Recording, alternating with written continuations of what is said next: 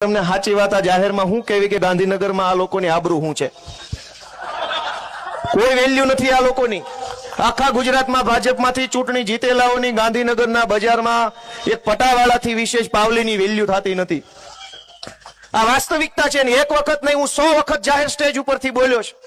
કોઈ કેબિનેટ મંત્રી એમ નથી કીધું હું પટાવાળો નથી. આવી જાય ગોપાલ મારિયારે ડિબેટમાં. ક્યાંથી કે? મેં 10 વખત કીધું કે પટાવાળા છે. આની કોઈ ઓકાત નથી. એનું કોઈ ગાંધીનગરની બજારમાં 5 પૈસાનું વજન પડતું નથી. મંત્રી બંત્રી બધું બનાવ્યું છે, પણ ફોટા પડાવવાના, સ્માઇલ આપવાની, સરસ મજાના DSLR કેમેરાથી સ્માઇલિંગ ફેસ વાળા ફોટા કરીને મૂકવાના ટ્વિટર પર કે આજે જનસંપર્ક કર્યો, હું કામ કર્યું પૂછતા નહીં. દોસ્તો, કેવી સરકાર છે તમે વિચાર કરો કે મંત્રી તંત્રી ધારાસભ્યો કોઈનું સરકારમાં કશું જ ઉપજતું નથી. આ વાત 1,00,000% છે. 10 વખત બોલ્યો તો કોઈએ મારી વાતનું ખંડન નથી કર્યું. હું ખોટો હોઉં તો 10 મંત્રી મારા વિરુદ્ધ મોરચો નો કાઢે. ગોપાલ ઇટાલિયા મુર્દાબાદ કેમ નો બોલ્યા?